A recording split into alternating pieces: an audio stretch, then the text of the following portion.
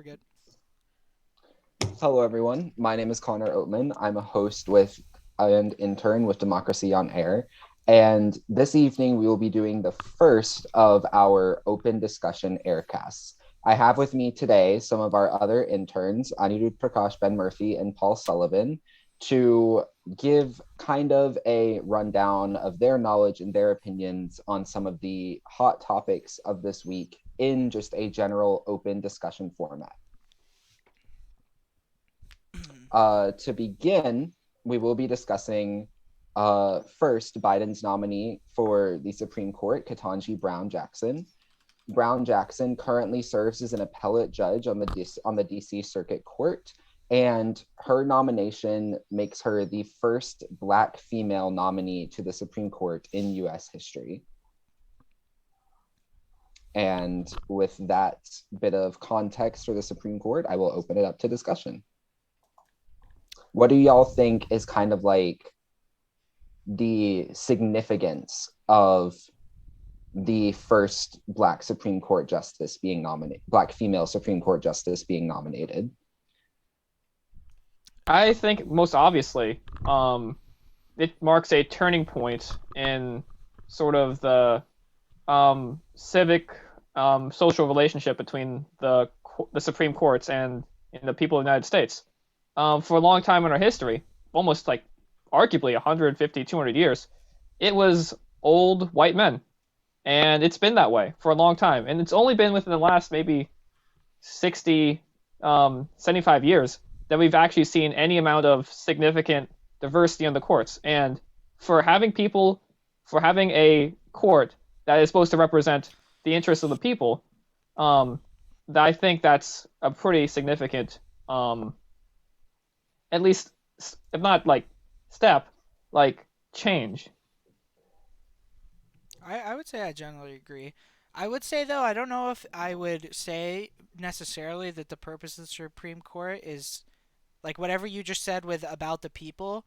Like my interpretation of the Supreme Court is that its purpose is to interpret laws essentially in relation to constitutionality. So I feel like that if they become less focused on like what is best for people, I think a good example would be like the Citizen United Supreme Court case. Like that's a like highly controversial one that a lot of people dislike. But they're less focused on pleasing like constituents because they don't have any, and more focused on their interpretation of the Constitution and how it interacts with like kind of today's laws. But in relation to the Supreme Court pick, I think like any instance of diversity pretty much in any field is always going to be a good one. Like diversity of opinions is really important. And I do think it's you know particularly good on the Supreme Court because we already see uh, Supreme Court justices going against what some people's kind of preconceived notions of them are, which is kind of their job, is to not be held to partisan beliefs. So I just think like further diversity on the court and in any area of life generally is going to be really good. So I think that she's a well qualified candidate that will hopefully do very well in the Supreme Court. I'll honestly have to underscore that point that of like diversity in opinion. So in terms of the Supreme Court, obviously you want to have really qualified people being able to understand and interpret and had the experience to properly make decisions that are tough decisions in terms of the highest law of the land. But I think it definitely does need to be stated that there are a lot of subconscious biases that come about through our lived experiences as people.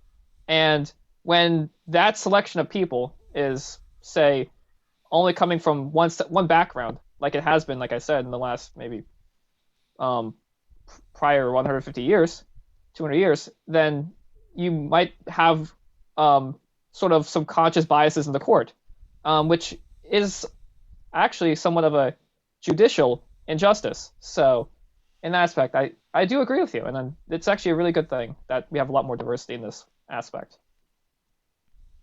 Yeah, I would say in addition to diversity, this is also a perfect opportunity for President Biden to just elevate just his presence as president, given that his approval ratings are have been consistently, nearly down the dumpster after what he did in Afghanistan. So his, effort to, appoint Ketanji Brown Jackson like as the first African American Supreme Court justice would um, provide an opportunity for President Biden to just and the Democratic Party to literally to make that comeback necessary to let's say reshape their representation in politics. So I would my kind of question now is that I think you see a lot, at least in the 2020 election. I started to see significant doubting of like the judicial branch from Democrats generally because of Trump's like appointees. And I guess I wonder if not only like recent Supreme Court rulings, like the one that pretty much Trump just lost, like in 8-1 in the Supreme Court. So like those kind of decisions that go against kind of partisan lines, and also this appointment itself, if it ends up going through. I wonder, do you foresee this kind of restoring faith in the judiciary in like Democratic voters, and maybe do you see the opposite happening to uh, like Republicans? Do you think that this kind of, rubs their faith in the judicial branch in the wrong direction? I think it'll be a lot easier to kind of make a decision on that when this June comes around and a lot of the Supreme Court cases that have been taken up are announced. Because really, the only ones that we hear announced right now are just ones that are of immediate importance. Most Supreme Court cases, the decisions handed down on them are all handed down together around the early to mid June. And there's a lot of big cases going on this that will be coming down this year, such as the case that will effectively be the decision on whether Roe v. Wade will be upheld, or another case regarding LGBT discrimination in religious views. Can businesses deny services to LGBT people based on religious views? There's another case working its way through the Supreme Court regarding that right now. And that's a case that's already been litigated there plenty of times. So I feel like maybe right now, based on some current decisions, at least for me personally, I was a bit less apprehensive about the Supreme Court justices right now, but I feel like I'm reserving my full opinion regarding apprehension onto when the majority of case decisions release. Yeah, As that's fair. someone speaking from that group that you mentioned that was apprehensive regarding the Supreme Court Right. picks from former President Trump. Yeah, no, I think that's, I mean, perfectly reasonable to withhold kind of full judgment until you actually get to see it in full effect. Um, what do you guys, what Paul and Ani, what are your kind of, what were your perspectives during Trump's time in office when he was appointing various Supreme Court justices? Did it kind of erode your faith in the judiciary? Did it not? And does this current, or does Biden's um, candidate, give you faith, or what? What is your kind of take on that? I think for the case of the Trump administration's approach towards the appointment of Supreme Court justices, I started noticing that his, let's say, framework that he had laid out was a little bit more conservative and a little bit more, just a little bit more hard-lined. The fact that just after RBG or following, RBG's passing, when President Trump was deciding to appoint or was looking for the different justices that could replace RBG's seat. Just out of the blue, he went and decided upon choosing a conservative, hardlining, let's say, a clerk or judicial, let's say, prosecutor Amy Coney Barrett to fill RBG's seat. So I feel the Biden administration's approach towards appointing and nominating Supreme Court justices is a little bit more. It's more it's more a little bit more analytical. It's providing the Biden administration an opportunity to, let's say, thoughtfully and carefully analyze the credentials of the 5 to 6 nominees that they would have picked out and figure out which of the 5 to 6 nominees has the credentials, has the qualifications, and has any of those prerequisites necessary to uh, fill Justice Breyer's seat as an associate justice of the Supreme Court. So, Okay. What do you I think, Paul? think that a lot of the issues, I think Trump's um, decision making in terms of how he decided to go about with Supreme Court justice, especially in terms of Ruth Bader Ginsburg and others, um, is both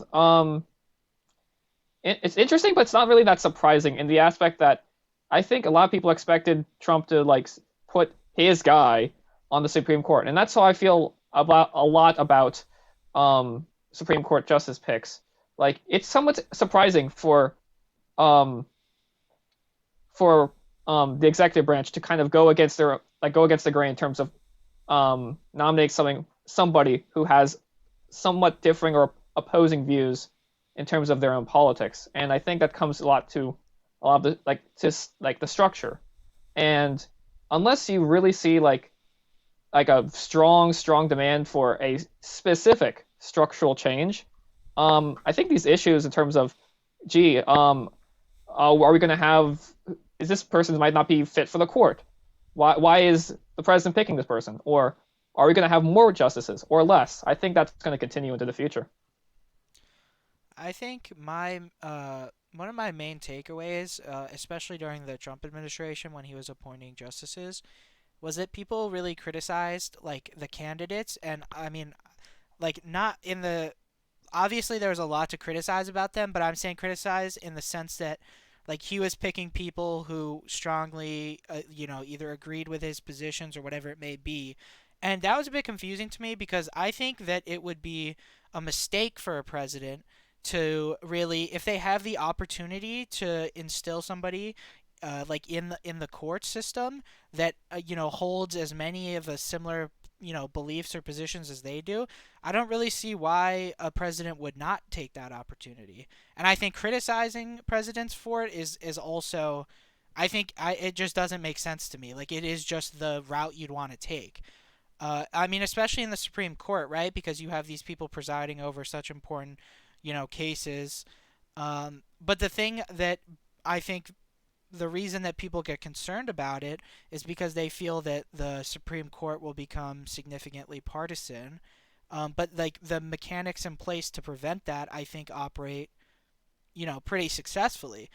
If you instill somebody who has a specific set of beliefs, it's likely that they will, rule along those beliefs. But at the same time, there isn't anything that is forcing them to rule along it.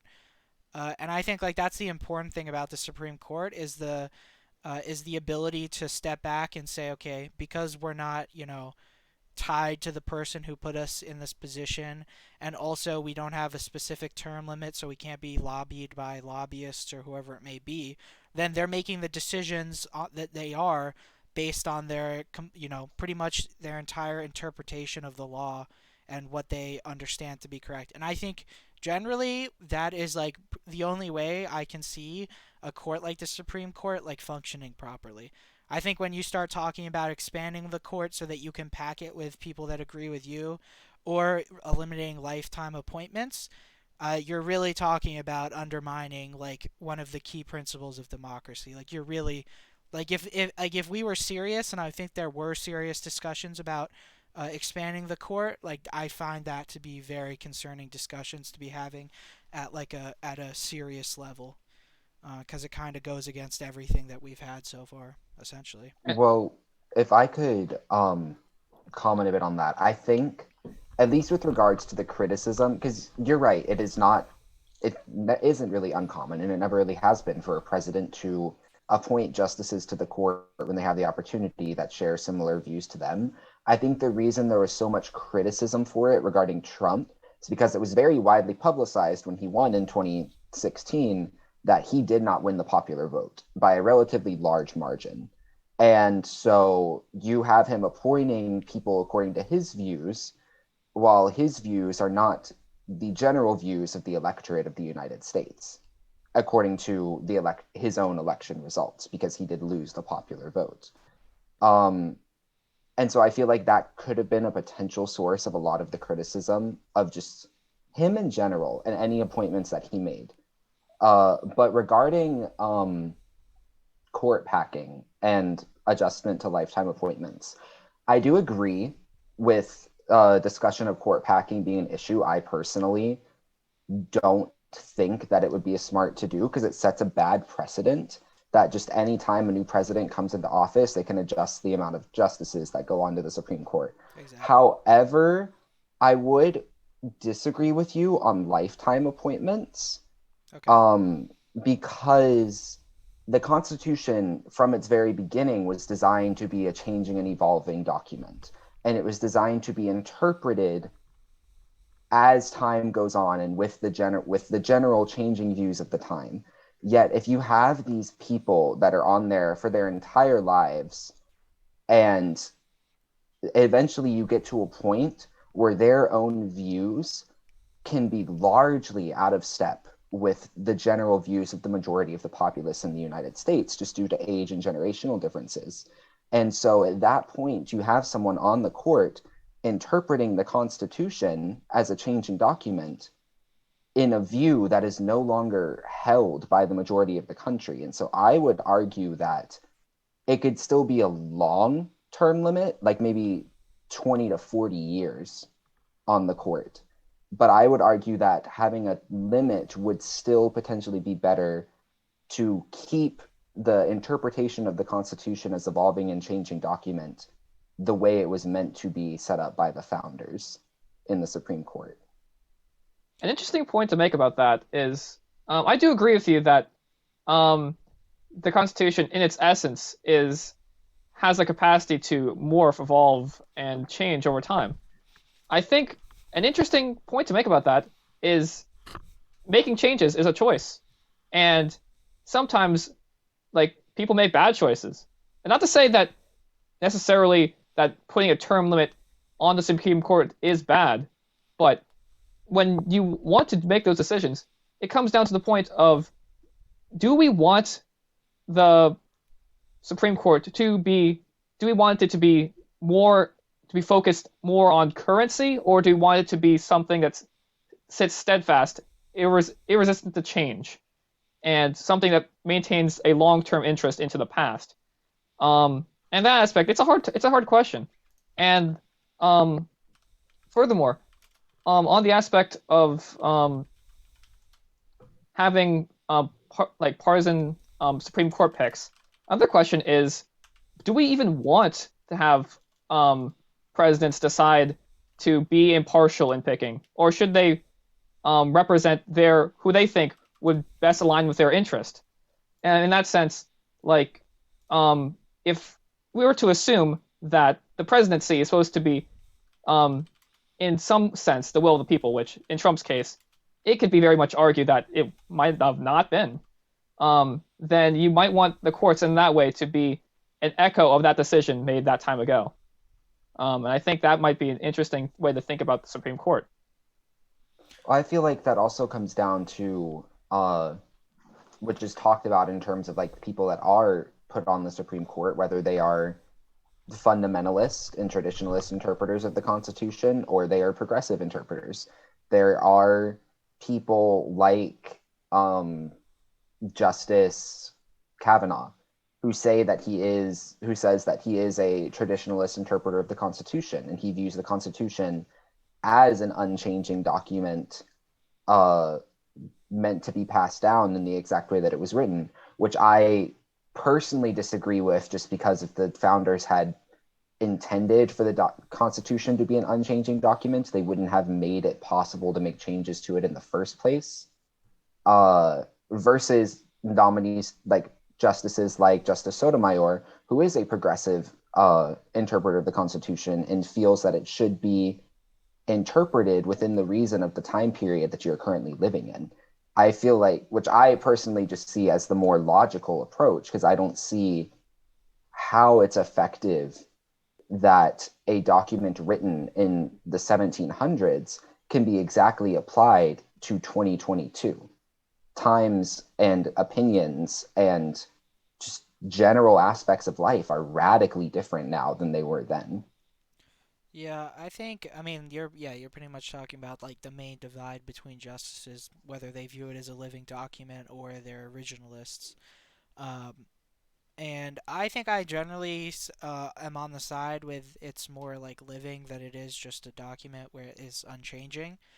Um, but a little bit further back to your point about lifetime appointments, my concern essentially with eliminating lifetime appointments is that you introduce the ability to lobby to catastrophic kind of drastic possible events that can occur because of that.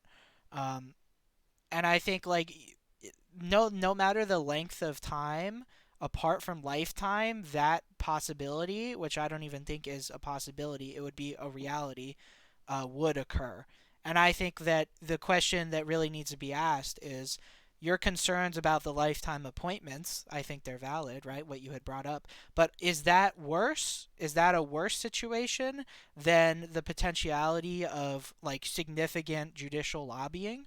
And to me, the answer is both are bad, but judicial lobbying would be way, way worse. Like the effects are so they could be so bad that it's just a complete unknown.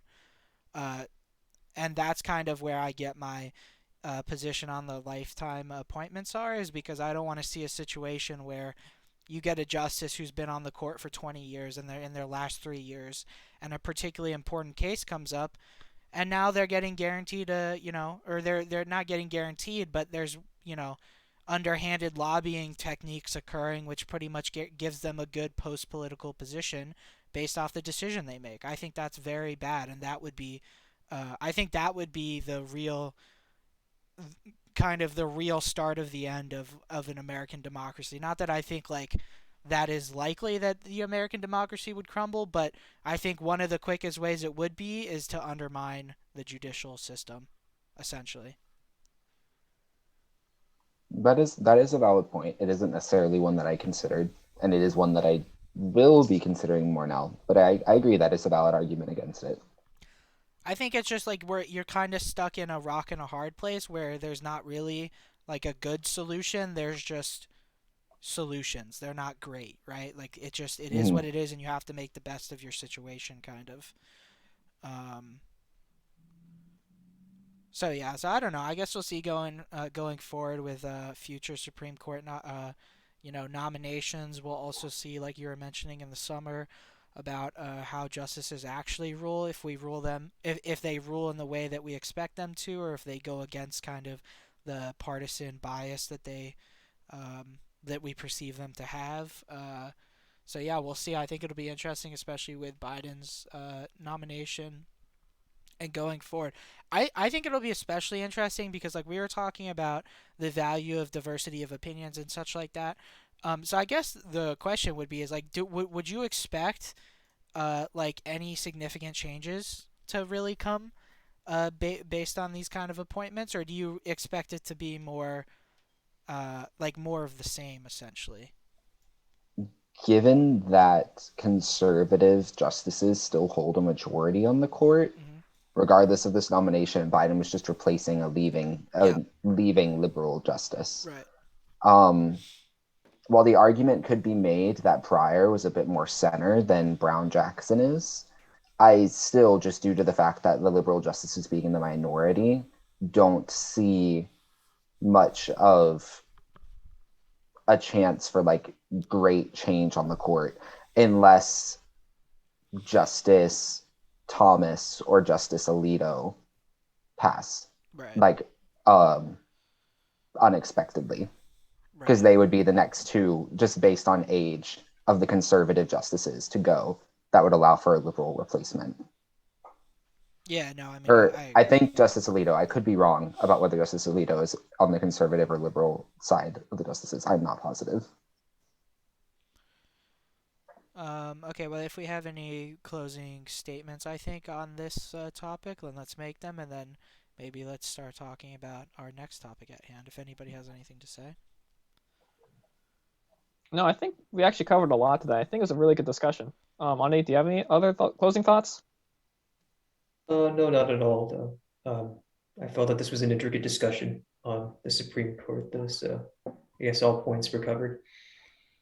Okay, then I think the next thing that we want to talk about is more of a contemporary, well, I guess they're both contemporary, but certainly an international issue, which is the Russian invasion of Ukraine and kind of the implications around that, almost, well, globally certainly, but what the implications are for Ukraine, for Russia, for the EU, for America.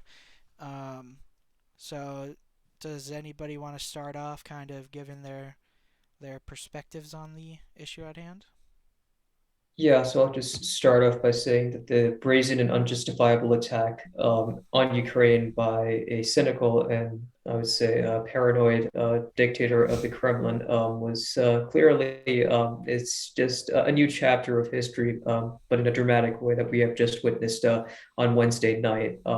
I just to brief the current situation that's ongoing. I mean, at midnight in Kiev. As of now, there were a series of explosions and bomb blasts that have been reported on the outskirts of Kiev in the second night, and it appears that Russian forces, now that they have expanded their presence in Ukraine, are just less than 15 miles close to the capital Kiev, and this has now caused dozens of or raised numerous alarms to both the U.S., the EU, and even NATO member countries that for the case of the EU, they're about to prepare for what is expected to be the most, let's say, a devastating refugee crisis in Syria, since you have more than 50 to 100,000, if not 150,000 Ukrainian refugees that are fleeing their homelands just so that they can seek shelter in neighboring countries. Apparently, just yesterday night, there were a couple of Ukrainian refugees who have now arrived at the Polish border and are seeking for asylum and for shelter. It's disheartening to see what's happening to the Ukrainian civilians. They are risking their blood, their life, everything every possession that they have, personal, anything. They're risking their whole, life just so that they can defend their homeland as patriots of their country and just do anything possible needed to, let's say, cauterize these swift and belligerent advances pursued by the Russians and ensure that their country's security and the regional stability is not does not fall under the hands of the Russians. So what we're seeing here is we're seeing a rally of Ukrainian reservists that are just joining hands in unity and solidarity, looking to defend their homeland and giving their, let's say, their blood, their life, just that they can protect their country from Russian occupation. We even saw that the let's say political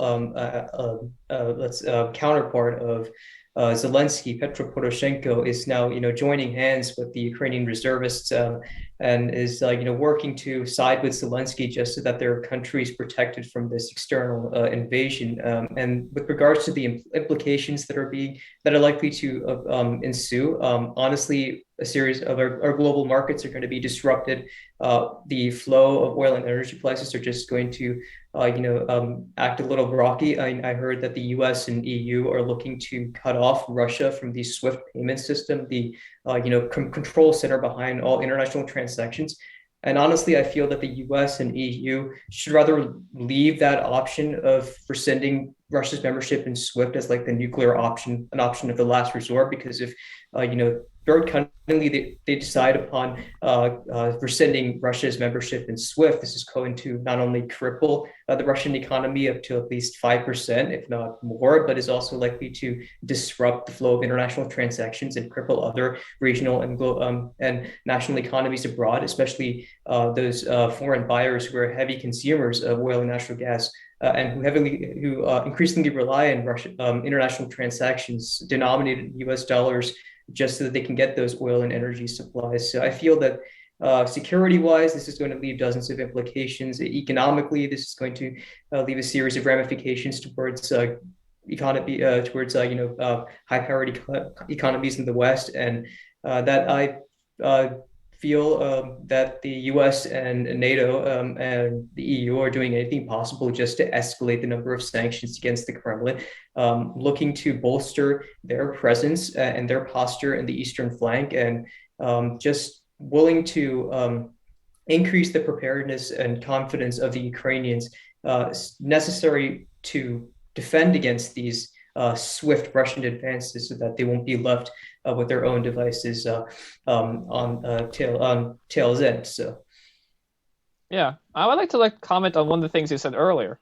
that Putin, in his decision to invade, to effectively support the separatist rebels and essentially go even farther beyond that and make steps into Ukraine, that he was cynical and paranoid.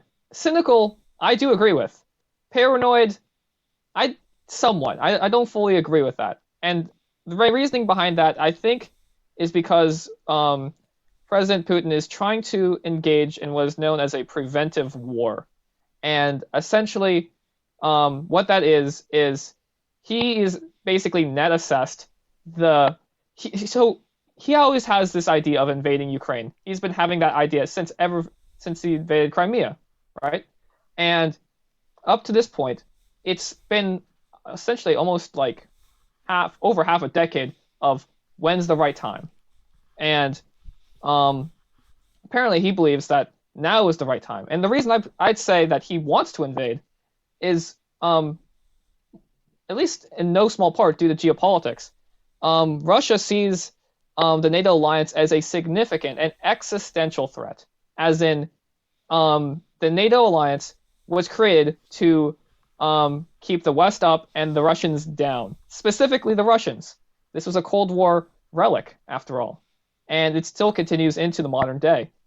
And in that, in order to maintain their geopolitical integrity, what Russia is sorely lacking is warm water ports and access to the ocean for a naval capability. And that's part of the reason why they invaded Crimea, so that they could place military bases on there. And in that, what Putin is trying to do is he knows that having that is unjustifiable, and he also wants the rest, like some more territory in Ukraine, so that they can return back to the fold and have that be a part of a more geopolitically sound Russia, so that it could last, instead of if NATO were to have a conflict with Russia, that it would be more likely to survive in the event of a war. And in this, he decided that the cost of having terrorists hit and having the international community look down Russia as if it can't get any lower, and having of lives lost, innocent Ukrainian lives and Russian lives lost, that in the present term is preferable to a future war in which Russia is less likely to win.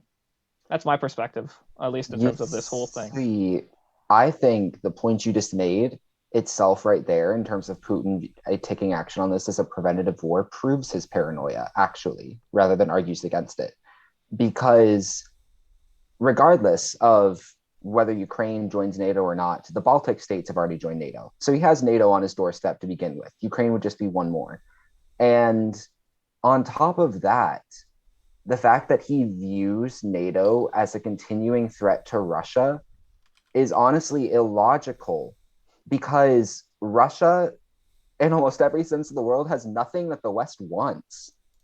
There's we have literally no reason to interfere in Russia. They are a dying power with a poor economy and a pretty much wasteland of large territory that can't be used for pretty much anything. They want to keep themselves up as a power, but they can't do that. Yet NATO really has no reason to continue to push them down, because there's nothing from them that we want. So he is just absolutely paranoid that he's viewing this as a preventative war, because he views that NATO would have any reason to attack him in the first place. To the point that Russia has nothing that the West wants. I disagree with at least one point, and it's 3 words: Nord Stream 2. And that is basically one of the main reasons why Germany, a major part of NATO, has been so reluctant to criticize Russia in terms of not only invading Ukraine, but invading Crimea um, almost a decade earlier. It's that Russia, although it is honestly a declining power, at least comparatively to China, they still, a lot of the raw materials needed to promote Western manufacturing come from Russia. And to that, I do concede the point that yes, there is a reality where Russia works with the West and is exists in a more peaceful and cooperative world. But at least in terms of that, there are certainly reasons that Russia and Putin can be selfish. Yeah, just to add on to Putin's paranoia and his selfishness, I mean, he's pursuing any incentive just so that he can transform his country as an international pariah, similar to what North Korea has been now, with his brazen attacks in eastern Ukraine and to go back to those, his special military his speech that he had addressed before his authorization of that special military operation, that he pointed out as his lines of justification that he wanted to send troops to eastern Ukraine to quote unquote demilitarize and denazify. And when I saw those comments, I'm like, denazify. You Ukrainians were part of the former USSR, and USSR fought with the United States and the British to eradicate the tyrannies caused by the Nazis. So what's the line of the area of vindication that you're providing towards this denazification principle? And I was looking at those comments over and those baseless claims provided by Putin. I feel that this is just part of his psychological paranoia, his intentions on viewing the West as a craven, hypercritical, and morally decaying order, and that this recent decision to invade Ukraine honestly is just transforming his leadership, his status, and more importantly, his country as an international pariah, which is what he wants to do. So. Well, to comment on the denazification real quickly before Ben, I saw your mouth open up, so I think you were about to comment Yeah, afterwards. that's fine. But the Ukrainian ambassador to Moscow did comment on this because someone asked her in her live stream, which we do have linked on US on Air, that to comment on the comments he made regarding the denazification of Ukraine. And Ukraine, at one point in its recent history, did have a neo-Nazi political party that was coming to power within its government. A political party that has since been in decline and relatively stamped out by the current coalition within the Ukrainian parliament that rules the country today. So Putin's argument there on the denazification isn't necessarily baseless, but it's a political party that exists in Ukraine, but it's a political party that has declining power to the point where it's nearly irrelevant in the politics of Ukraine today. So I was just gonna pretty much pose two questions that I was interested in your perspectives on. The first one, I think, from Russia and specifically Putin's perspective, do you view this as a rational decision? And the second question is, what do you see as the long-term effects on Russia? Like, what are the implications of this invasion? Um, yeah, those are the two Yeah, things I was to yeah, curious. yeah, yeah, yeah. Sorry, to start off with the whole this idea of whether it was rational. Honestly, this was clearly a brazen violation of international law from Putin's authorization. So I guarantee that Putin's decision to invade eastern Ukraine was more of an irrational decision, and it was all more based on the idea of having a psychology as the of having psychological factors intersecting into foreign policy, national security decisions.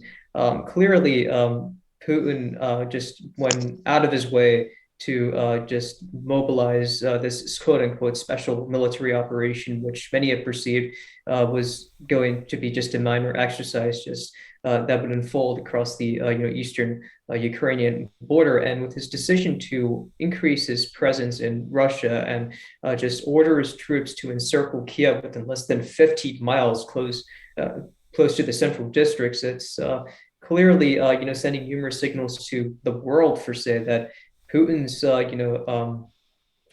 unprecedented and unjustifiable decision to launch this invasion over the neighboring sovereign republic of Ukraine is just transforming his leadership as an international pariah, is transforming his country as like the rogue state and international pariah. And with regards to the long-term implications that it would have towards Russia, I expect that in the long run, that numerous international institutions are likely to rescind our membership from Russia into those organizations. I've heard that the UN may be in the process of rescinding Russia's membership in the Security Council.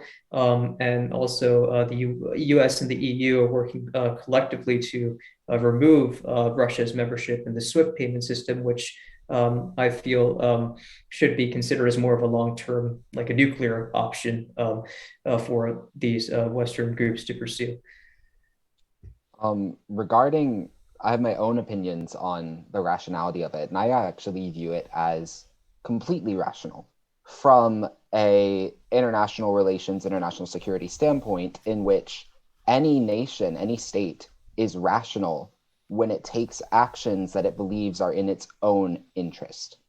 Meaning that North Korea, even in the field of international relations theory and international security, is a rational state. Russia is being completely rational in that invading Ukraine is in their own best interest. It throws the rest of the world on edge. Putin largely has shown that he doesn't care much about the consequences that will come of it, which means that he can continue with his invasion, gathering up territory, throwing the world on edge, and making sure that he has the center stage and he has the attention of the world, which is exactly what he wants, because what he wants is for Russia to come back from the declining power that it is. So I actually view him as, in terms of what he views as Russia's national interest, being completely rational in this invasion. So can I just like elaborate on that a bit? Because I think I generally agree when you say like making a decision with it, in a country's best interest should be viewed as rational. But I guess the question is when it comes to like international situations like these, can the action still be considered rational? Like if the potential consequences are like extremely drastic, like to give like a very drastic example, for instance, right, from North Korea. Mm. Say they view South Korea as like a significant threat and they decide to like bomb them, and as a result of that, they get eradicated, essentially.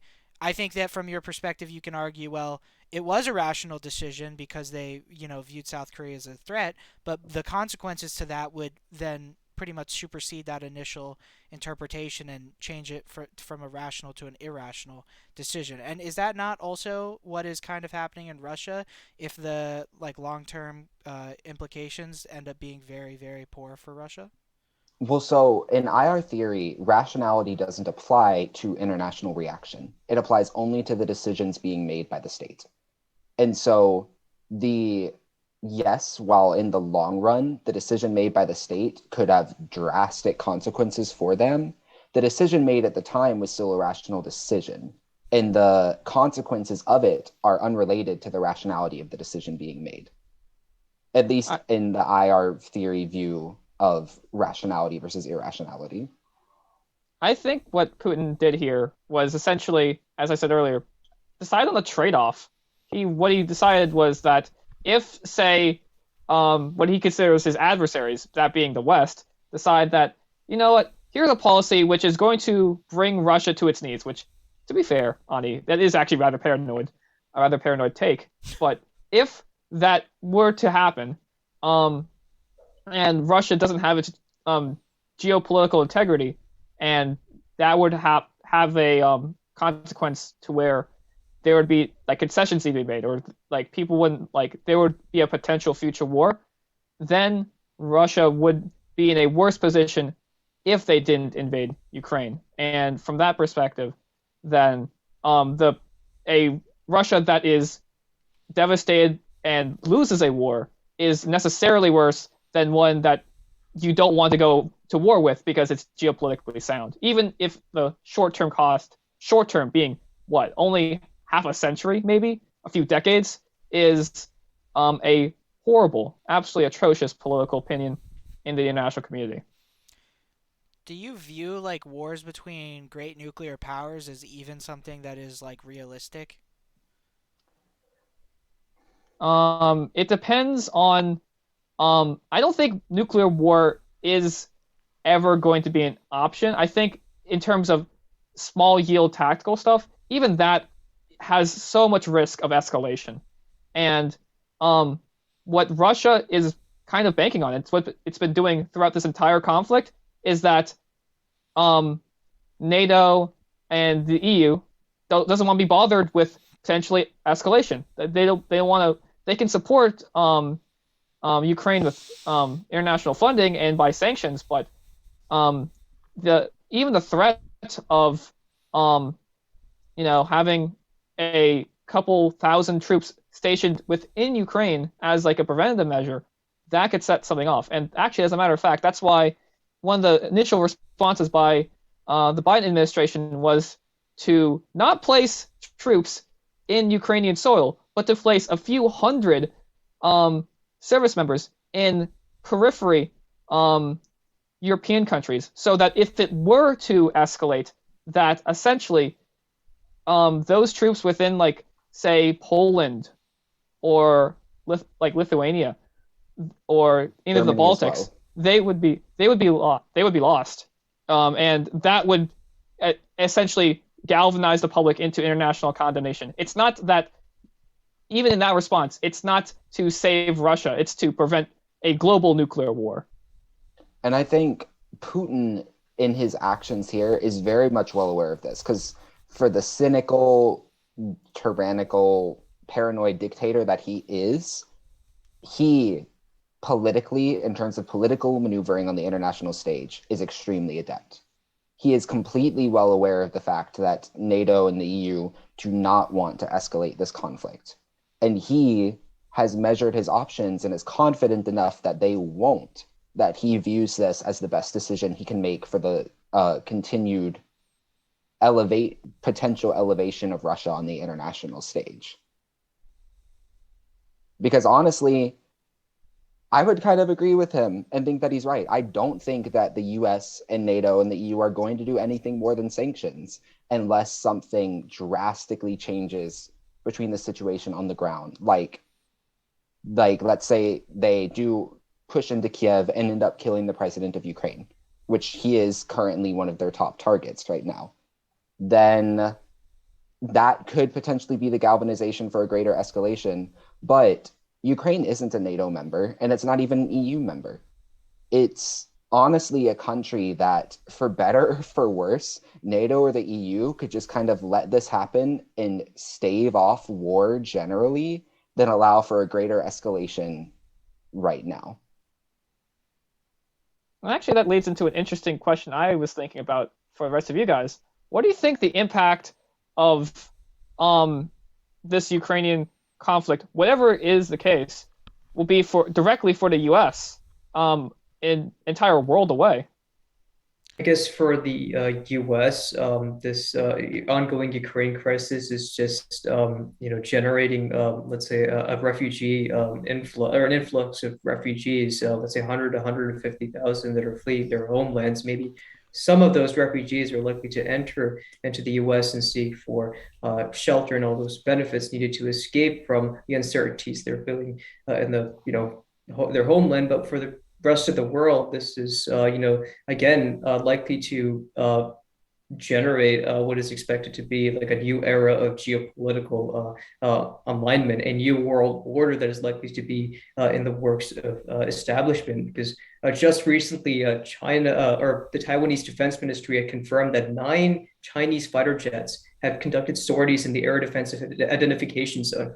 And this is leading to numerous speculations in the international community that a dual invasion is underway. Russia had already invaded Ukraine, and now Taiwan is likely to be the victim of another invasion, except for the case with China, leading to what is expected to be a dual invasion. So I think for the case of the US and the rest of the world, this Ukraine conflict could basically result in numerous amounts of implications amongst our international order and our world systems, and could basically create a tectonic shift towards what is expected to be a new world order and a new international system where you have two challenging great powers looking to reshape both international history as well as the systems of our world order, and just turn back the clock to a time where you had empires that have dominated our planet, which are some of the intentions that Putin is and Xi are doing for the case of Ukraine and Taiwan.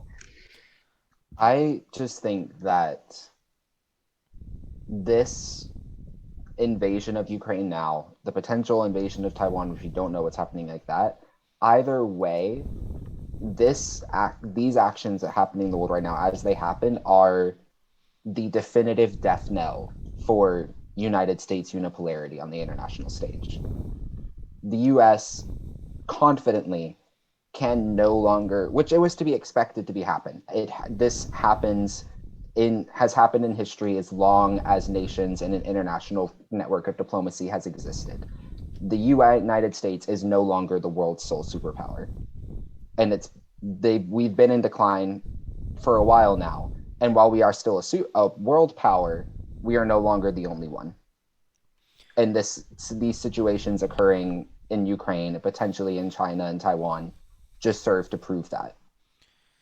The Ukraine situation for me starts really starts me thinking on the question of accountability and what that even means in a world where nuclear war is the equivalent of like the destruction of the human race essentially.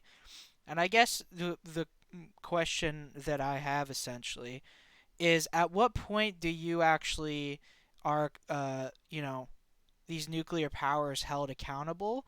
Like, what is the kind of line that gets crossed where you pretty much have people agreeing, okay, well, we're willing to end the world over this, and I'm kind of struggling to think of if that line even exists. And then that would further lead me to say is that if you have these nuclear powers that don't really feel kind of restraint and they decide to continually expand because they're realistically assured that uh, these actions will probably not end the world for everybody. Well, then what happens in that kind of a international situation? Like I wouldn't expect the U.S. for instance, like the U.S. I'd expect to have restraint, but can the same be said for China and maybe even Russia? Like realistically, right? Like this is a complete hypothetical. But if Russia would attack like a NATO country, like I mean, is that the end of the world? Like, is that really is that the reaction essentially?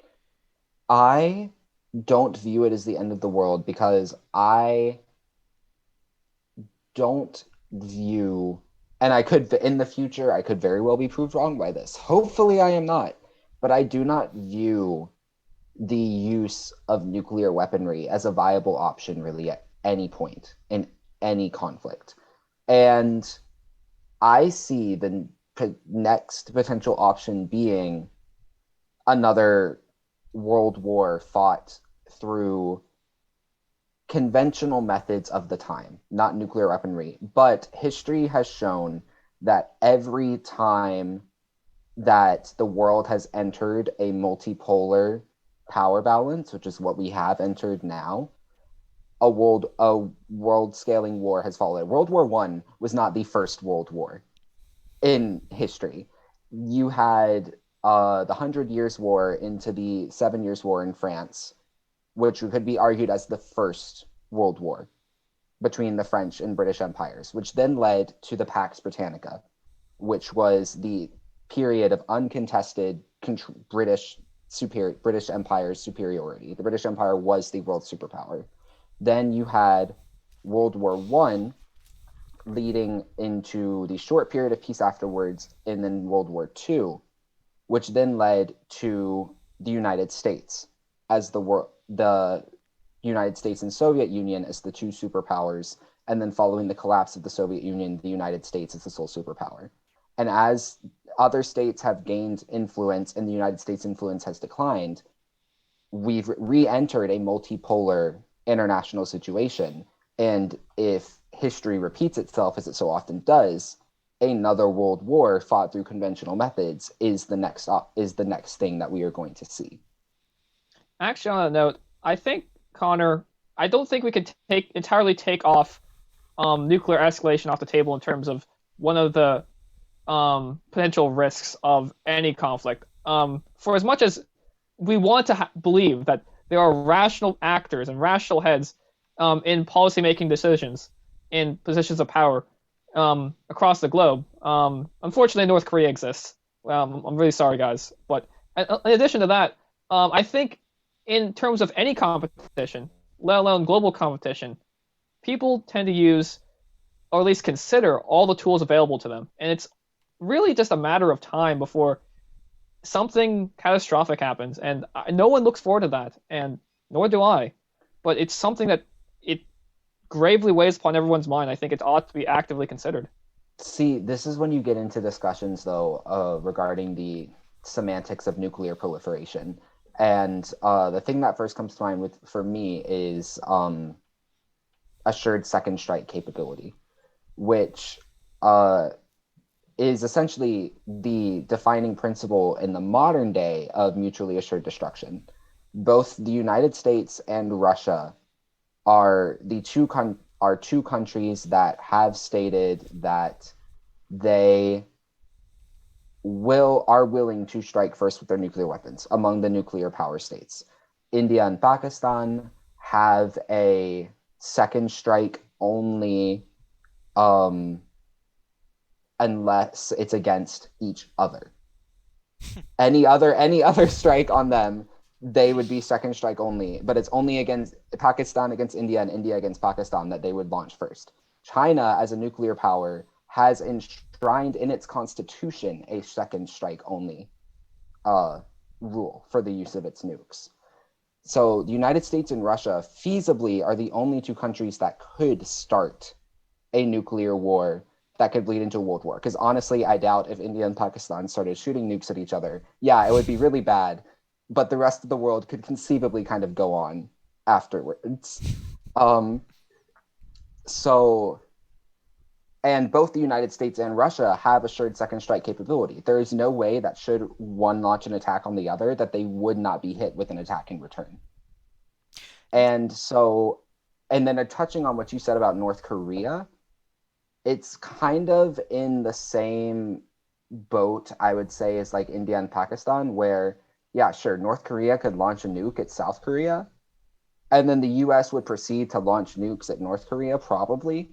And I doubt any other country, even China or Russia, would do anything for North Korea at this point, because North Korea has essentially exhausted the patience of any of its allies. And so I still, just based on the principles of mutually assured destruction and assured second strike capability, yes, the possibility is always there, but I still view it as extremely slim.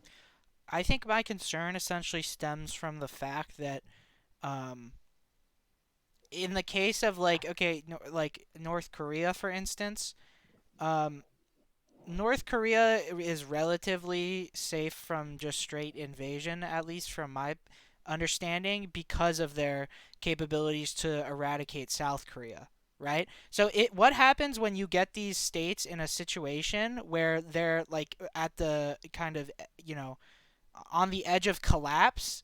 Then at that point there's nothing preventing them, because they're going to be destroyed.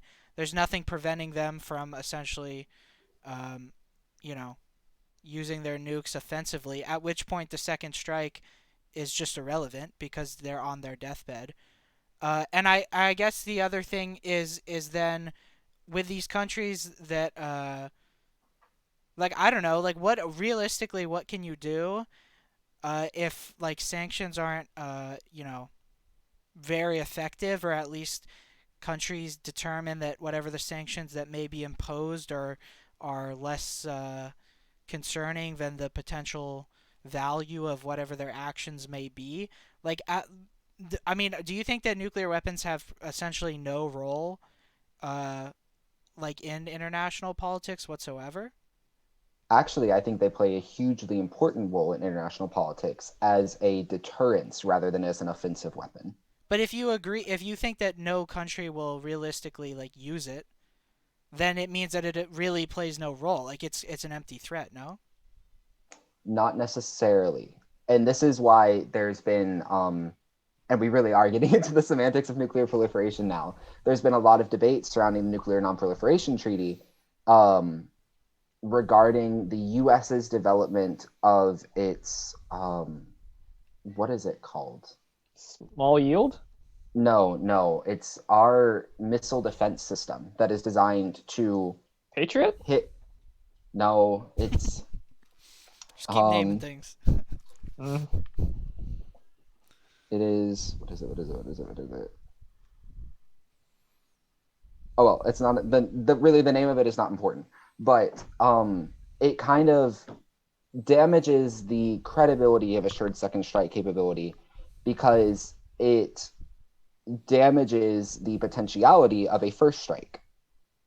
The US has developed a system that obviously cannot be effectively tested without a nuke being launched at us in terms of like a true trial test, but has proven at least 70% effective in stopping based on the tests the US has done of the system itself using non-nuclear targets in stopping a nuclear missile from hitting the ground. It's essentially a defense system that is designed to strike the missile before it can strike its target, which is another reason that Russia does feel threatened by the United States, tying it back to Russia, because they don't have, or at least don't have one as effective of a missile defense system as we do at this time, which damages their first strike capability, meaning they could strike us or try to strike us. We could be perfectly fine, and then we could strike them back and they couldn't do anything about it.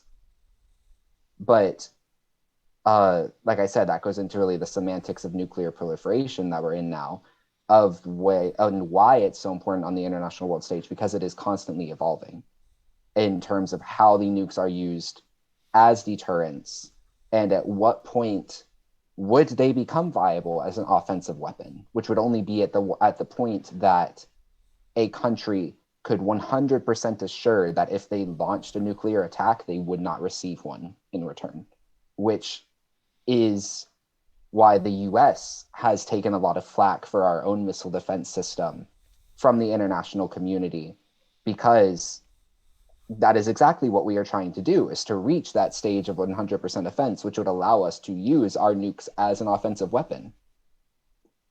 Right. Okay, so I just want to say that we've reached like an hour mark, so I think this might be a good time to maybe give closing remarks and then finish out here. I think we've really covered a lot. So maybe Paul, you can start if you want if you have anything to say. Yeah. This is something that was kind of interesting. Like I was going to bring up, but I think I could kind of just wrap it up succinctly. I think the main question of how does this affect the American people?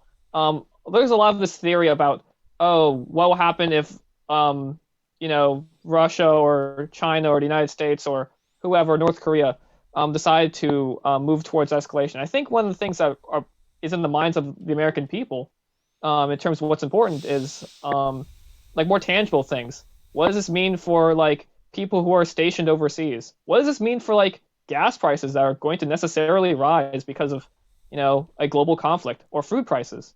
Ukraine happens to produce a lot of agricultural products, and that means like the potentially like a economic downturn, which affects everyone, especially since the world is in a globalized system. And I think that's probably the most important. It's probably a far more tangible consideration than all this theory about nuclear war. But I think this discussion has been very, very interesting. Ani, you Yeah. wanna? Oh, Connor, you Oh, can add something. yeah, I would agree in my closing remarks. I do think that the main concern of the US citizenry right now is a much closer to home how it's just going to affect them, not a is this potentially going to lead to a nuclear war? It's, oh, am I going to start to have to pay 405 a gallon instead of like the 380 that it is now, here at least.